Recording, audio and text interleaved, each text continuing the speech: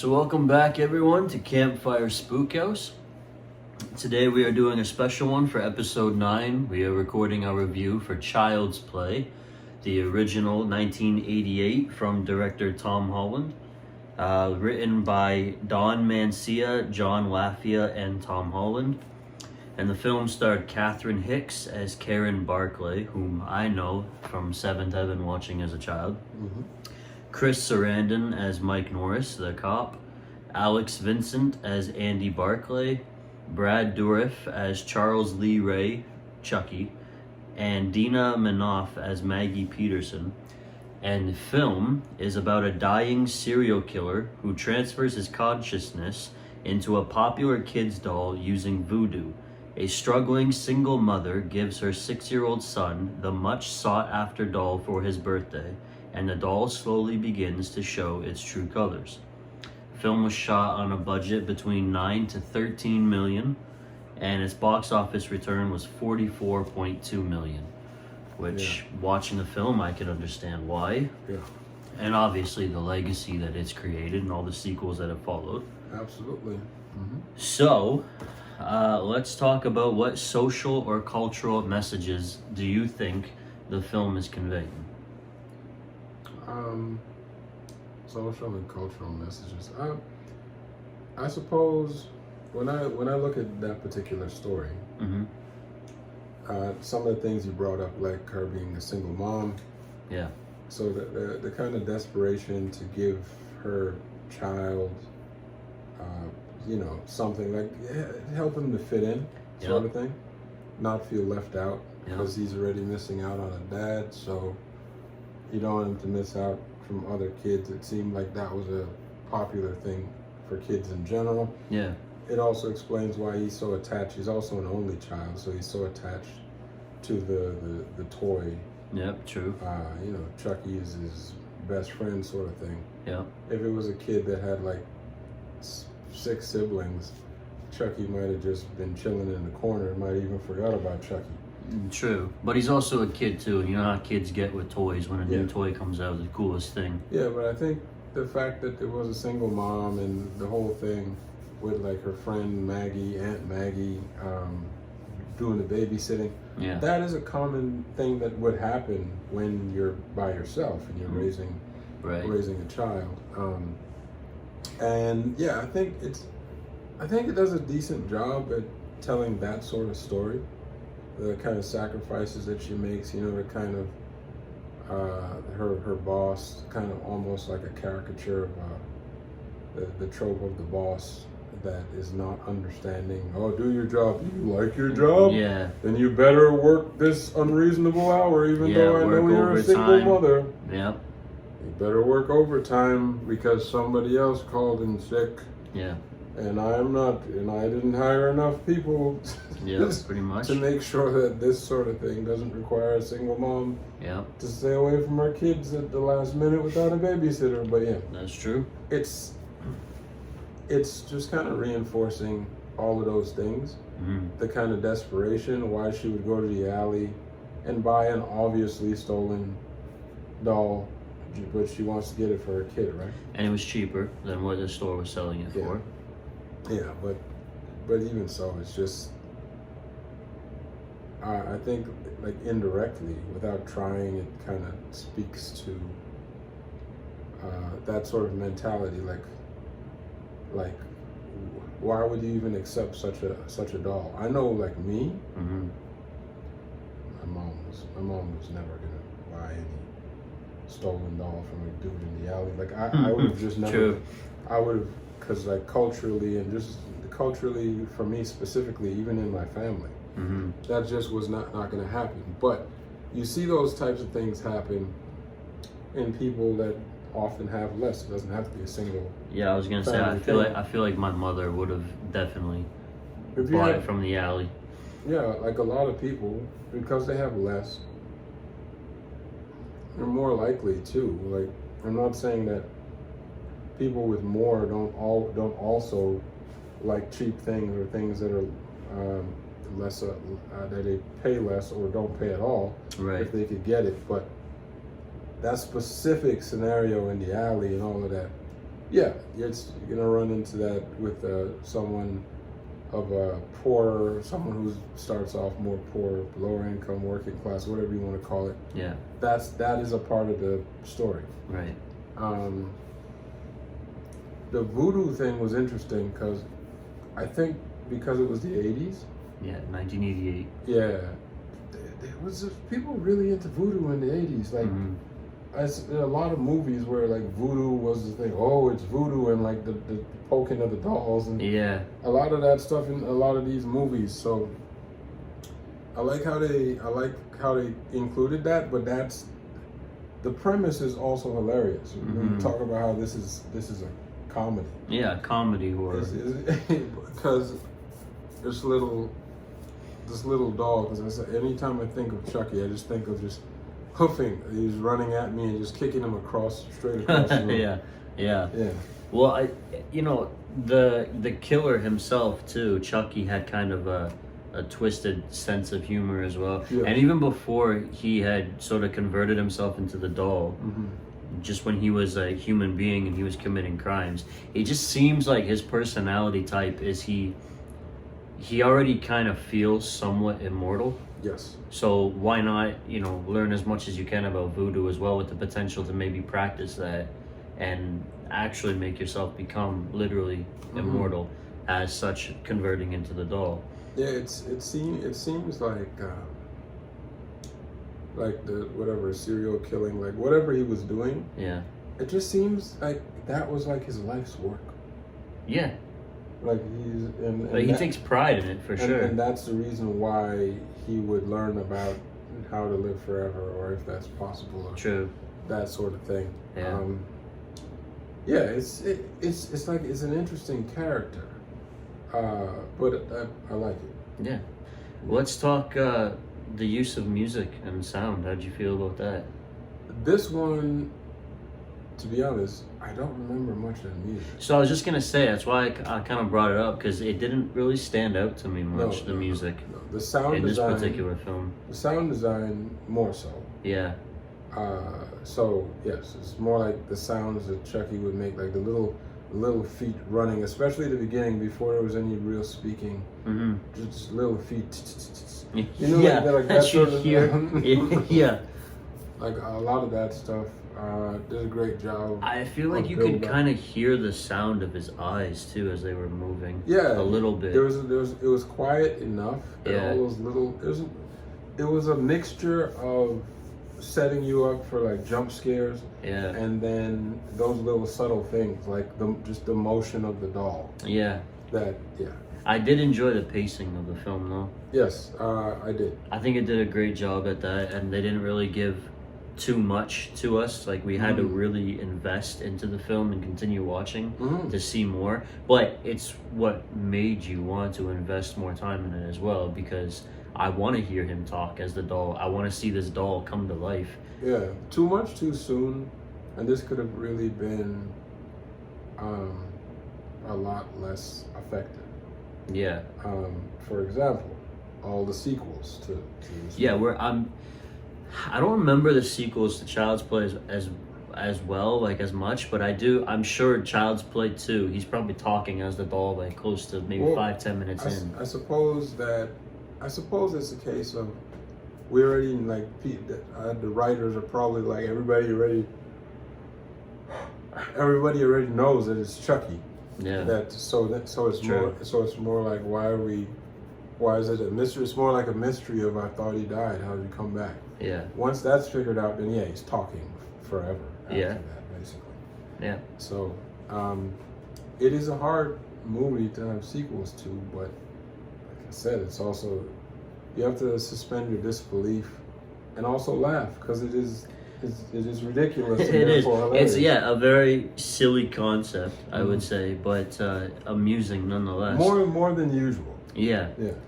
I also really enjoyed too about when he first kind of came into having this doll, Andy, that is. He really subtly hinted, even by like bringing in his ear to the doll, that clearly Chucky was talking to him. Yeah. But nobody else could hear, and we, as the viewers, the audience, we couldn't hear it either at first. So it was a nice little setup. And what was also great that you had ruled out while we were watching the film was the reveal of the batteries dropping from the box in the kitchen when she went to lift the box after her son was sort of accused of potentially being the murderer. Yeah. And she's wanting to believe her son, obviously, so she's like, is it possible that perhaps maybe Chucky actually is alive? And when she lifts up the box and the batteries fall out, it is a really nice reveal to be like, oh shit, maybe this doesn't actually have batteries and he's still talking. Yeah, the kind of the potential truth, it just comes rushing. It's great acting. Yeah. It just comes rushing to her, but she has to confirm. She has to make sure. Exactly. So she goes and she checks the batteries in his back. His head turns, he reveals that it's empty. His head turns around and he says his little Chucky line, and she freaks out. Yeah, well, that's because she was gonna throw him in the fire. Yeah. And she threatened to, which I thought that is like that's the moment that we've all been waiting for. No, that was before that happened. He turns around, his head turns around once she figures out, and then that's when she starts threatening him. Oh, that's right. That is true. That is Yeah. true. And he did say the It just says the Chucky line, the one that's already kind of Yes. built into him. That's right. And she still like throws him down, and he's quiet again. Yeah. And it's only when, because he's still hiding. Yeah. And it's only when she lights up the fire and she picks him up and She threatens him. Yeah. That's when he finally says. That's right. That's when he actually spoke out, and that was fantastic because that's what we had all been waiting for. It was a great build up. It really was. It was a great build up. What about the camera in the film? The angles, the shots. Very good, very dynamic. Yeah. I always compare to, of course, we're watching all these movies, but I always see it as like the things that they were attempting in Halloween. Yeah. But it's executed better. It's like maybe because Halloween had already been out, so now they kind of maybe the ideas on how to use this camera and sit in a situation like this with movies like this. It's like, but they know how to do it better. They get more creative with it. The style of shots, that sort of thing, definitely gets better. The especially like all of the camera work. Yeah. The little kind of tiny reveals. You seeing Chucky's hand opening the door. Where you don't actually see him. Yeah. There's a lot of shots like that where you only ever see him still, and then you'd see a shadow. Like, they did a great job of just balancing those shots and keeping it dynamic and interesting. Yeah. I like the way that the camera runs like with him throughout the apartment, like as it circles and makes these turns and so forth. It's great. It is, yeah. It's done really well. Yeah, it is. I think it's a movie that was well done. Very much so. Yeah. Let's talk performances now in the film. That kid carried the movie. 1000%. The actor. That was one of the best child actors that we've come across. When he cries, it's so genuine, and you feel really bad for the kid. And when he gets mad because Chucky is lying, which is great too, because it's like these cops, the police, they already suspect that this kid may be a little mentally ill, perhaps, and when they see him violently lashing out, it's a confirmation to them that something's seriously going on with this kid. Something's wrong. Perhaps it's showing he has aggressive tendencies. Yeah. Which he delivered that really well. That would be the conclusion that the cops would come to, because of course no one believes in a doll. A doll's killing people. That comes to life from voodoo and starts killing people. How do you feel then about Catherine Hicks' performance, the mother? She also has a very good performance overall.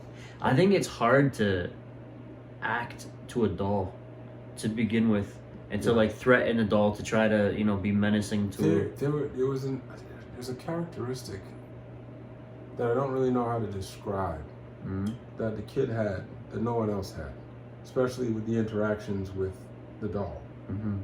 He really was engaging with the doll like it was a real doll. I think Yeah. I think it's because he's a kid, and I think kids do that in general. So there's an element to that. Well, it's kind of like having a stuffed animal to him, Yeah. in a way, but like it's a it's a doll. When they went to go see the Caputo guy, Yeah, and that whole thing taking the on, train. yeah, on the train, like Yeah, that, that was just some great like subtle acting from that little boy, because obviously that doll's not really alive. So yeah, the little boy was acting the whole way, and he did a really good job. he did. I do think Catherine Hicks did a really good job too as the Yes. mother. I haven't really seen her in anything else other than Seventh Heaven, Yeah. but I do think that she was really good. I think Chris Sarandon as the cop was really good. I've only ever seen him in One Flew Over the Cuckoo's Nest. What's cool about his character is that you see him in the beginning of the movie, and then you see him again. Mm. There's something about his performance that it took me a minute to realize that it was the same guy from the beginning of the movie. Oh, okay. And I think it is because of his like demeanor. His demeanor changed when he was chasing the guy. He had a different demeanor than when he came back as like the guy heading up the case. Yeah. And True. because he presented in those two different ways, it seemed like a different person. I also feel like when they were in the toy store at the beginning, the lighting was off. It was kind of dark in there too. I personally didn't really see him as well. Well, he was in the parking lot. He was a different Chasing place. after him. I don't think it was the look. I think it was the way that he carried himself. Mm. Maybe they don't always film things in order. Maybe he was working out the character, Yeah. and as time went on, he got more comfortable in the character being a certain way. Well, maybe too, the character itself, he was comfortable because he was dead. The killer was dead. Yeah, And he'd been pursuing that's him. also a possibility. That one of the things that I thought maybe that's what they're trying to convey. But it definitely seemed like a different character Yeah. from the opening sequence to the rest of the movie. Yeah. I do think the actress who played Maggie, or Aunt Maggie, Yeah. she was good. She was convincing. She was good and convincing. That is something that I would say across the board. This movie did really well. Mm-hmm. I can't think of anyone who wasn't convincing. Yeah, the performances really did play out very well, and it's They you have have to. to for a film like this, Yeah, for the yeah, concept. Yeah, Absolutely. it has to be believable. Yeah. And she was very caring towards Andy. She really loved him. Mhm. And, they had a little special connection, which was nice. Mhm. But Brad Dourif, the killer, the one who plays Charles or Chucky, another really good actor, also Yeah. in One Flew Over the Cuckoo's Nest. Yeah. Oh wait, you know what? No, what was his name? Chris Sarandon. I was saying he was in One Flew Over the Cuckoo's Nest. He wasn't. He was in Dog Day Afternoon with Al Pacino. Gotcha. And he was the voice of Jack Skellington in Nightmare Before Christmas. Oh, was he? He was. Okay. Yes. So those are the only two things that I know Chris Sarandon from, other than being Susan Sarandon's brother in real life. But yeah, Brad Dourif was the one who stuttered, the young kid in the mental institution in One Flew Over the Cuckoo's Nest. Yeah. But yeah, very good performances, very good acting. I think really good direction too for Tom Yes. Holland. Yeah. Not Spider-Man. Not Spider-Man. That's true. Mm-hmm. There was another Tom Holland. Yeah. Yeah. Yeah. I think overall it was a good film. I really enjoyed it. It was done very well, and I do gotta say too, the more films that we're watching in this genre, I'm really starting to like horror now. Yeah. Yeah. It's true. I kind of regret not watching I don't- these particular films when I was younger. I don't regret it because I get to appreciate it now with a different light. Even if I watched horror movies when I was younger, I don't believe they would hold the same weight and impact as they do right now. Mm-hmm. Because even now and even still,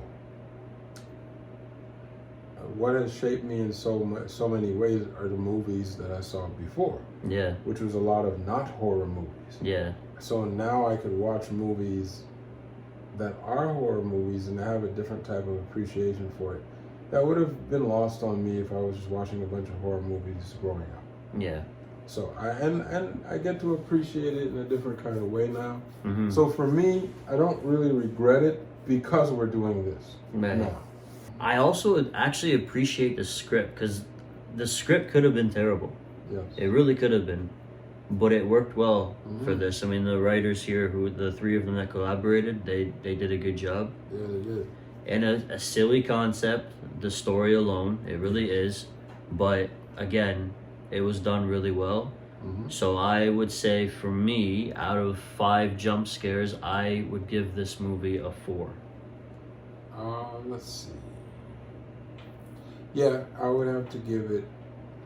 Yes, it's a A comfortable. 4 as well. I'll give it 4 jump scares out of 5 because it is silly. Mhm. It's not perfect, but it is really good. Yeah, exactly. It's It's better. entertaining. It's really good. That's all we have for today. So make sure you guys join us for next week when we do episode 10, Ridley Scott's Alien. That's gonna be a great one. Mm-hmm. And let us know what you thought in the comments, and if you have any recommendations for us of your favorite horror films that you would like to see us review, let us know and we will make a video for you and give you a shout out. Until next week, I am Scary Terry, And I'm Rock Horror. and we are Campfire Spookhouse, where we scare ourselves awake. We'll see you next week.